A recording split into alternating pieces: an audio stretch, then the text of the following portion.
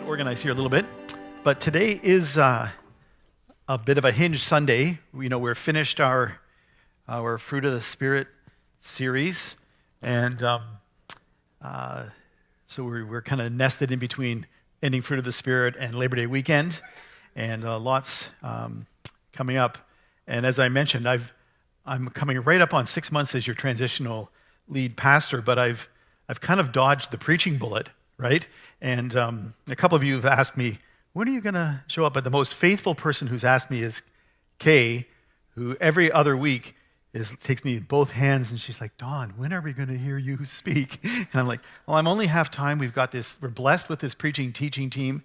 Tim's doing his piece, and I said, I've got lots of work to do. I don't need to be up there, but it's landed on me today. So, Kay, if you were watching this or you're watching it later, this one's for you, okay? So, as many of you know, I've been doing this transitional work since 2008, which is hard for me to believe. So that's 15 years. And I think I did the math I was first talking to your board and said, I think there's been a dozen of these transitions in those 15 years.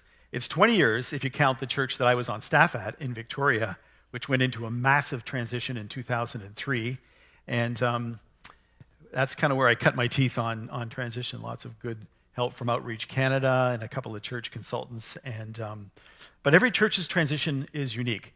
The reasons for their transition, the length of their transition, the degree or depth of challenge, the congregation's preparedness for change, your leadership, like you name it. There's multiple reasons for the uniqueness of every church's or organization's or ministry's transition. One constant, though, is that the transitional leader often has an inordinate amount of clout when you're in this role. And Granville's been blessed with a strong board that I've worked very closely with, but sometimes that's not the case. You show up and you're trying to help things. So that the transitional lead pastor needs to be careful. They need to be wise. They need to be a good listener. They need to be hearing from God. But also, they're a coach, and a communicator in various ways, and hopefully an encourager. And that's part of the transitional role that I love the most. My very first official transitional role was fall 2008 at Saanich Bible Fellowship on the Saanich Peninsula. It's right about halfway between North Victoria and the ferries at Shorts Bay, and kind of tucked in there in Saanich Village. And it's in our family of churches, Vision Ministries. And but about my third week in, the guest speaker who was scheduled to preach had to cancel last minute. I think it was health related. Anyways, it was just like Saturday morning. Called in and says, I'm too sick to get there and to preach. So the chairman of the elder board called me Saturday lunchtime and said, guess what, buddy? You're on tomorrow. All the best. So that's not a lot of time to prepare, and I had very little exposure to this church yet. So Saturday evening, I made some notes and some observations about my first impressions of Saanich Bible Fellowship, what was working, what was broken. There was lots broken, where I saw health, and ironically, beautifully, the youth group was the healthiest thing in that church, had survived all this transition. There was some dysfunction, but there was enough good things that I had seen to encourage them at least a little bit. And I felt like I kind of reached out, and put my hand under their chin, like they were downcast and they were hurting, and just put my hand under their chin and just said, look up, look around, and look and see what you're still doing that's kingdom related. See the things that God is still stirring among you. They were a very evangelistic church. Their DNA was evangelism, and they felt they had kind of lost that, but they were hosting scout troops in their building and all kinds of things. But they had kind of lost perspective. They couldn't see the forest for the trees. So that Sunday, end of September 2008, I had the opportunity just to lift their chins a little bit and help them look around. So Kevin, the chair, coined a term after that, and he would, once in a while through the next, like I was there 2.5 years. That was a long turnaround. Once in a while, Kevin would determine it's time for one of Don's fireside chats. And so there's been lots of variations on the fireside chats over the years. That Sunday, I literally just pulled up a stool and sat there and talked to the people of Sandishton Bible Fellowship about what I'd seen. And so today is going to be one of those, a variation on it, but hence the title, From Where I Sit. And I think I can probably actually do this. Hona's graphic was so great, I put it on the door of the office that I'm using, so literally from where I sit. And so as Susan prayed, kind of a retrospective a little bit, looking back on my time here and a little further back about your transition, and a look around at context and about our process these last months, and a little bit ahead at what's next. So this is an atypical Sunday morning at Granville, but it's an important one. We're at the end of August, and there's new stuff rolling out, even as we're dealing with memories and changes. So I'm going to ask for some audience assistance and participation for our scripture reading. So I need about a dozen of you to put your hands up. Okay, Claire? Yes. Okay, just make your way forward here. There's a whole string of stuff in the front here. So Elizabeth's going to come here. Dawn, you want to come? You're looking at me, Dawn. Andrew, good. Thank you. Oh, yep, see? Catherine, she's already teed up. You just need to grab one of these pieces of paper. Peter, that's good. We still need, let's get some young people up here. Where did Leon go? Vivian, yep, Simon. Okay. We need a little more from this side. This side's doing well, that side, Okay, 2 more, 3 more, 4 more. Okay, Vivian. Okay, Dawn, there she is. Thank you. 1 more. Dawn's going to get Ephraim there. We need 1 more. There we go, Steve. Thank you. So you guys can hold up the name of the tribe of Israel that you have there. And right here, Steve, oops, somebody's got Issachar for Steve. Okay. So the context is 1 Chronicles 12. It's a time of political intrigue and high tension in Israel. Saul's reign as king is coming to an end. And that had been predicted, prophesied and predicted over the years. But David had to wait, and he was waiting until the timing was right. But God had made it clear David was going to be the king. So there's lots going on here, but slowly but surely, people are rallying to King David as he waited patiently for the Lord. But all this intrigue was going on and happening. So instead of me just reading this list of the tribes of Israel and who started to gather at Hebron to support David, I'm asking these folks to do it. So who's over there? Elizabeth first. Yep, just take the mic. Oh, yes, read 23 and 24, Elizabeth. Okay. And then we'll just hand the mic down here. So we can go nice and slow. There's some Hebrew names in there. So no, just the highlighted part. The Hebrew names in there, don't worry about it. We're a friendly crowd. So let's go. So Elizabeth will kick us off. All right. If you're following along, it's verse 23 in 1 Chronicles 12. These are the numbers of the men armed for battle who came to David at Hebron to turn Saul's kingdom over to him, as the Lord had said. From Judah, carrying shield and spear, 6,800 armed for battle. From Simeon, warriors ready for battle, 7,100. From Levi, 4,600, including Jehoiada, leader of the family of Aaron, with 3,700 men, and Zadok, a brave young warrior, with 22 officers from his family. From Benjamin, Saul's tribe, 3,000, most of whom had remained loyal to Saul's house until then. From Ephraim, brave warriors, famous in their own clans, 20,800. From half the tribe of Manasseh, designated by name to come and make David king, 18,000. From Issachar, men who understood the times and knew what Israel should do, 200 chiefs with all their relatives under their command. From Zebulun, experienced soldiers prepared for battle with every type of weapon to help David with undivided loyalty, 50,000. From Naphtali, 1,000 officers together with 37,000 men carrying shields and spears. From Dan, ready for battle, 28,600. From Asher, experienced soldiers prepared for battle, 40,000.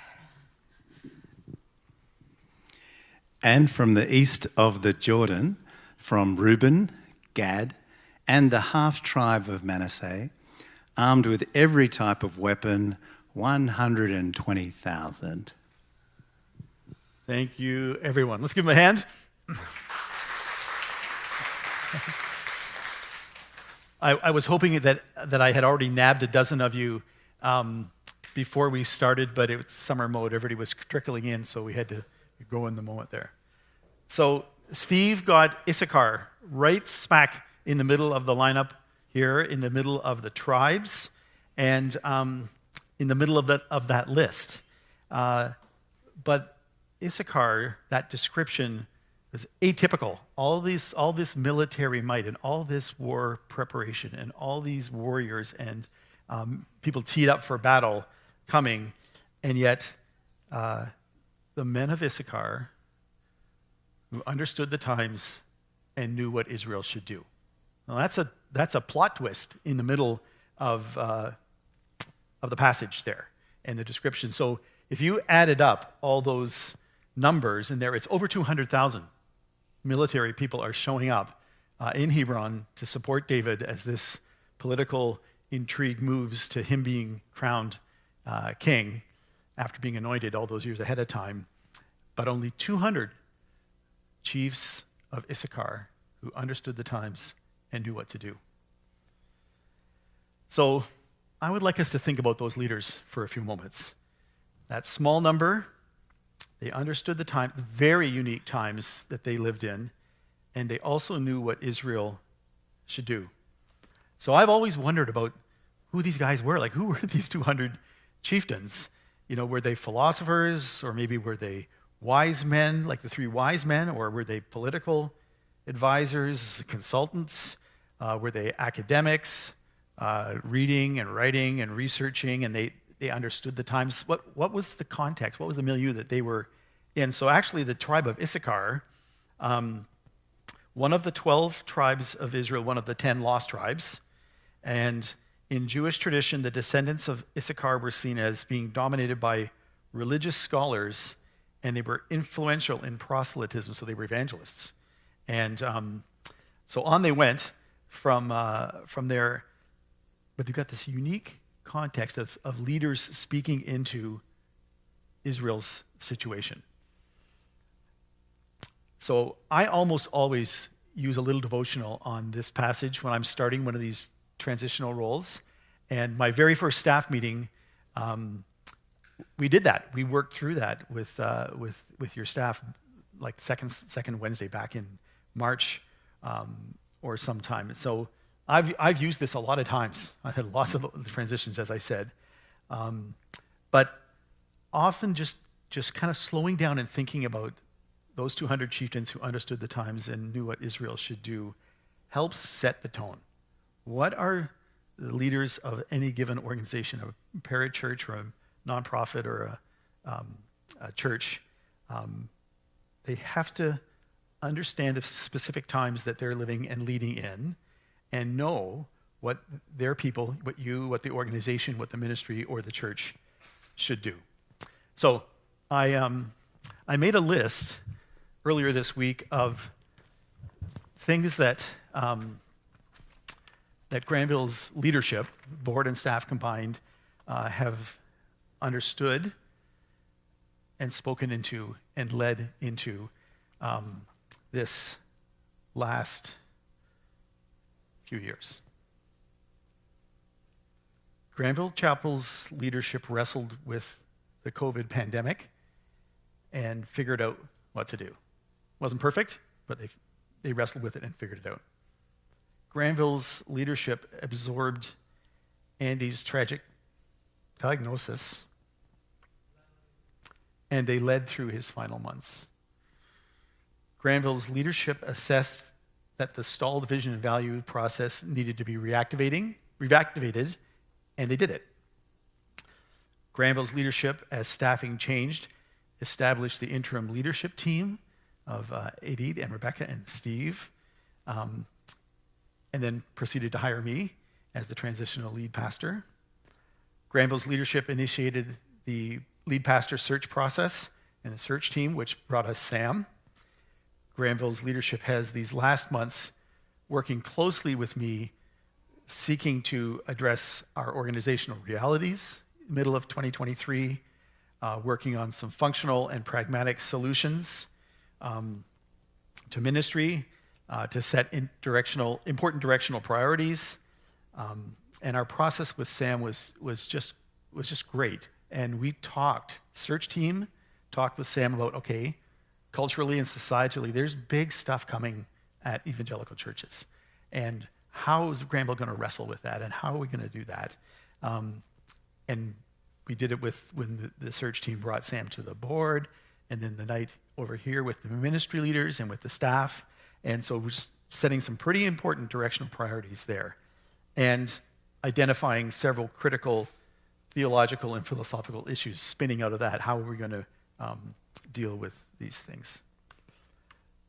So that's quite a list. And your leadership hasn't been silent. Your leadership hasn't been passive. Your leadership hasn't been hands off. They have been striving to understand the times and to know what Granville should do. So I'd like us to pause, though, for a minute. If you have your bulletin, I shouldn't have said anything about this pulpit because I feel like it's tipping on me. Take out your bulletin and look at the back. It's right here. And knowing that we're on the doorstep of the anniversary of Andy's passing. And as I said, we would have a chance to, a moment to address that. And as I said, I asked Marlene how she felt we could handle it best, and I just reiterated there that Granville's leadership had come to grips with Andy's diagnosis in the summer of 2021 in the middle of a pandemic. But as Marlene said, there is no script on. There's no easy way to do this other than the one that the Holy Spirit has inspired. So I would like us to take a quiet moment, just a reflective moment right now to remember Andy, to thank God for his life, for his ministry, his family, his influence, his care for not just this church, but for hundreds, probably thousands of people over the years.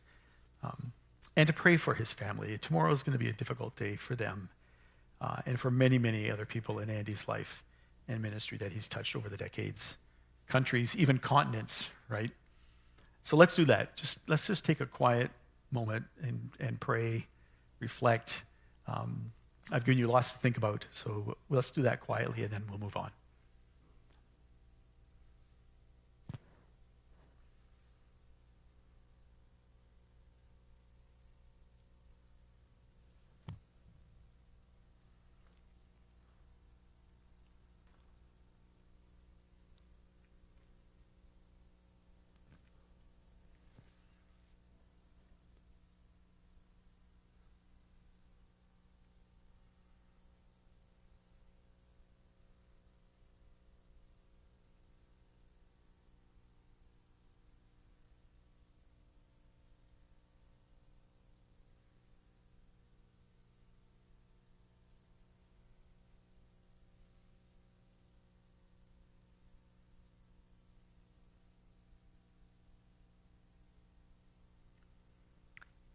So, Father, you know our hearts. You know our pain and our loss. You know our wonderful memories. So as we've been doing all morning, we continue to ask us to meet us where we're at, and in the lows and in some of the encouraging moments. And we pray for Marlene and the family tomorrow as this anniversary arrives, and it's just so poignant that the loss. And so we want to ask for your help as we move through tomorrow. Amen.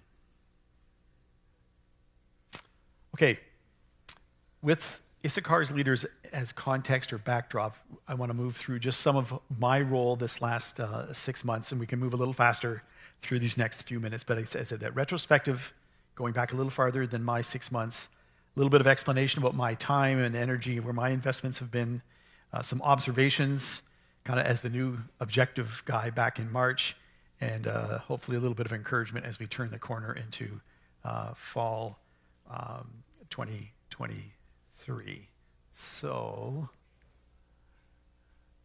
this graphic captures the transitional leadership ministry model process. And I presented it to the board probably late in January, early February maybe. This came out of, Steve keeps saying, this is Don's model. It's actually Outreach Canada's model, which I've tweaked over the years. But it's how does an organization move through a significant transition. And I've always wanted to use one of these, so I'm going to try. So the important thing is the arc. You're like you're way over here, and the smart churches ask for help out here, and then you move through, and there's some closure, and then the search process started, and a new pastor comes. But wrapped around all that, there's supported, surrounded in prayer, ongoing assessment, and then all this stuff has to happen, right? Pastoral care still needs to happen. Pastoral administration needs to happen. Preaching needs to happen.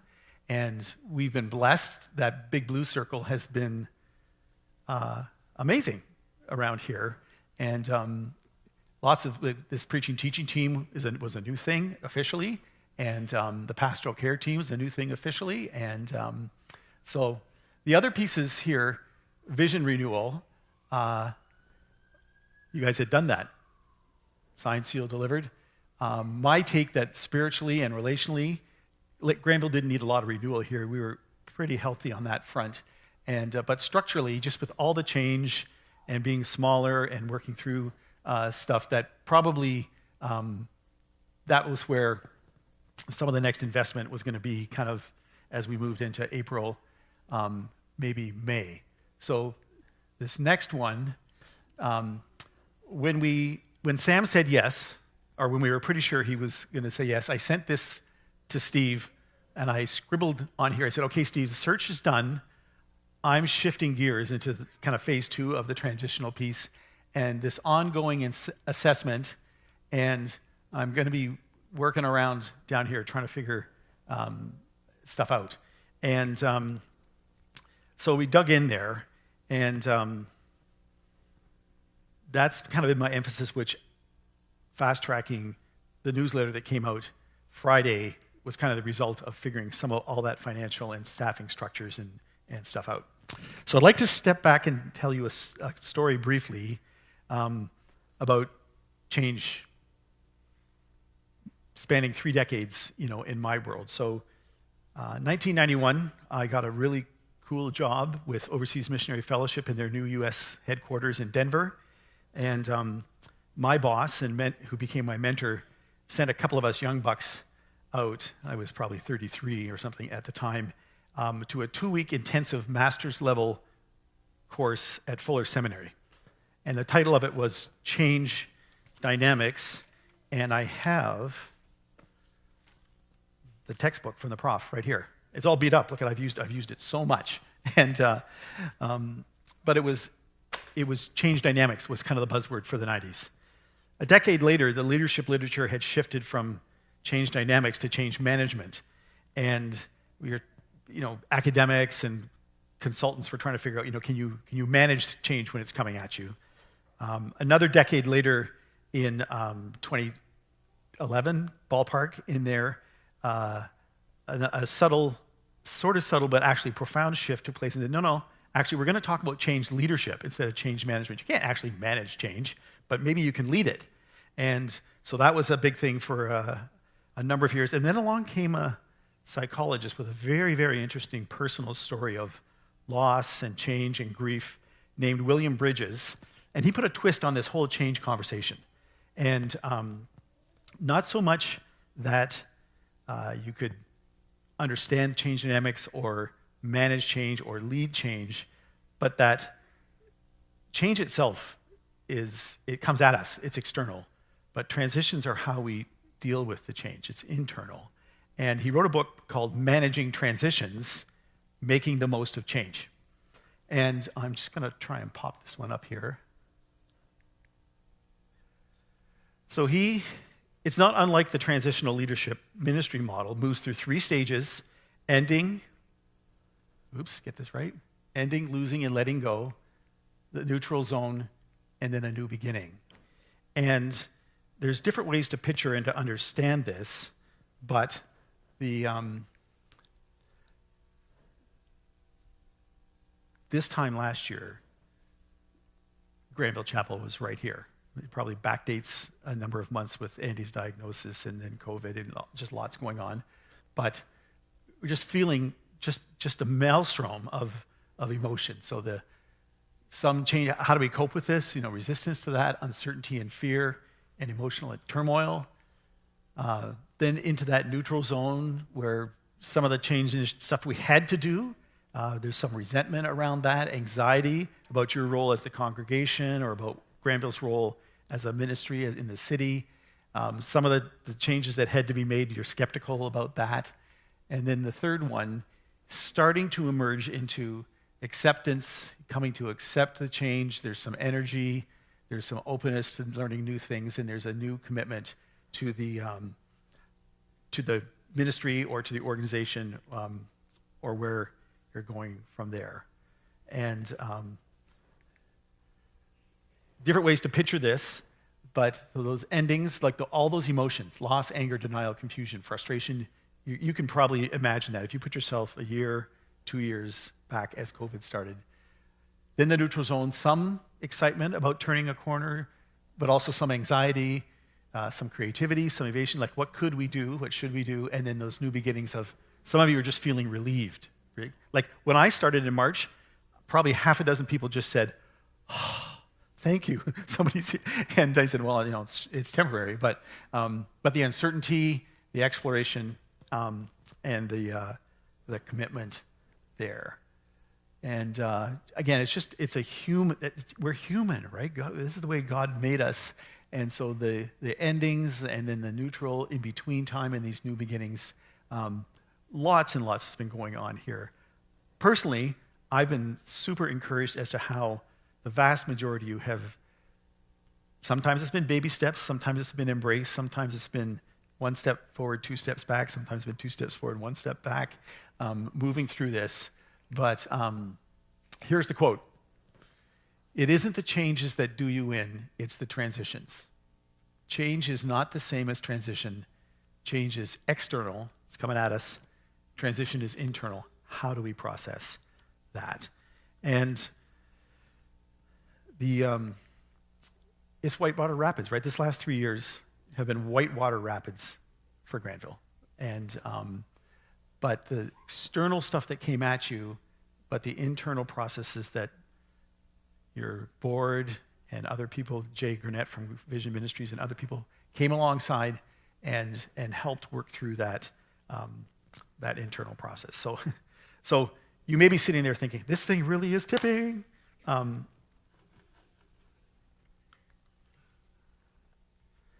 So you might be sitting there thinking, okay, Don, you're telling us that this explains our last couple of years. Maybe we should have done this sooner, but here we are today, and I'm losing my tech here. So we're coming out of an immense amount of change. and into the last pieces of transition, and it's critical. Critical that we work our way through this, that we understand this, that we pray for decisions that are continuing to be made, I'm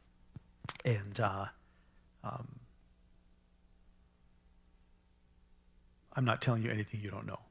So there's this strange feeling of loss and acceptance, anticipation, and moving towards it. And for Granville, it's all condensed in this. It feels to me like this month. And I was talking to Dan a couple times yesterday, but one time specifically, and I asked, how are you feeling? And he's actually doing remarkably well. But then he turned around and said, how are you feeling, Don? This has been kind of a crazy couple of weeks. And I said, I spent 20 years going back and forth on the ferry, so you do it enough times, you see things. And some of you may have experienced this, but there's a point where the Fraser River, with all its silt and stuff, comes out into Georgia Strait, and all that fresh salt water, deep, deep blue, and they meet. And you can actually see a dividing line. And Dan's like, Don, put it up. I said, I think the sermon is busy enough. I won't do it. I'll just explain it. But you can Google it and you'll see it. And where it comes out, and there's all kinds of things that are happening scientifically, and there's this almost like a straight line of deep blue ocean water and this brown, silty Fraser water, salt and fresh and all kinds of stuff. But one time I was on the ferry and it was windy and it was choppy and the tide was changing, and that wasn't a straight line. There was salt and silt and muddy stuff all mixed together kind of thing. And I said to Dan, I feel like this last 2 weeks, I've been in the middle of that, the chop and the different colors and the mixture and the confusion and the upside and the downsides of all that. So we just wanted to be honest today that, as we're moving here, like Sunday the 10th, as Susan reminded us, is kickoff. We're going to celebrate a new thing for the fall, and it's Sam's first Sunday, but only 2 weeks earlier today, we're here with all this on our hearts and our minds. So Granville's been through a lot. As if I can go all the way back here. Granville's been through a lot. As the board newsletter stated, a staggering amount of change, 2020, 2021, 2022, 2023. However, for the most part, you have and are transitioning well. And I've been so encouraged to walk alongside you this last 6 months. So I want to close with an encouragement from one of Granville's elder statesmen. Peter Foggin is usually back there, and most of you will know him. But I don't know what I don't know is if you know if he's, in my books, he's one of Granville's chief encouragers. And he goes home on Sunday afternoon and he writes a very detailed, specific email to everybody that he could figure out was involved in the service, from the kids to the coffee to everybody. And he has the gift of encouragement. And he is in Iceland on a cruise with his wife, Beth, because Beth does all these travelogue things, right? And he got this email in Iceland, sitting on a cruise ship, tapping into slow internet is what he said. But he wrote to Steve and the board, to Sam and I and Dan yesterday. And I asked him permission if I could share some of that with you this morning, maybe to help us. So I'll just read parts of it here. I read this afternoon your letter regarding staff changes at Granville Chapel. In some ways, it came as a surprise and a shock. However, it was no surprise to me that some changes were going to have to be made. I would like to thank you, all of you, for your faithfulness in prayerfully leading us as a congregation, not least in the matters of our financial responsibilities as a church. That we needed to move from 5.5 to 4.5 level of equivalent full-time staff has been, I think, a needed conclusion. But that the need to cut could only be under the circumstances. The position of ministry operations pastor is understandable. However, no matter how necessary or logical a decision is, it will come as a shock. And then he talks about Dan and to Dan. And I'll skip a little bit of that because it's kind of personal. But, he puts a PS that he's writing from Iceland. I expect to be home September 17th for the start of Sam's mini-series. He's going to preach the 17th, the 24th, and the 1st, and then we're going to go into a Old Testament series.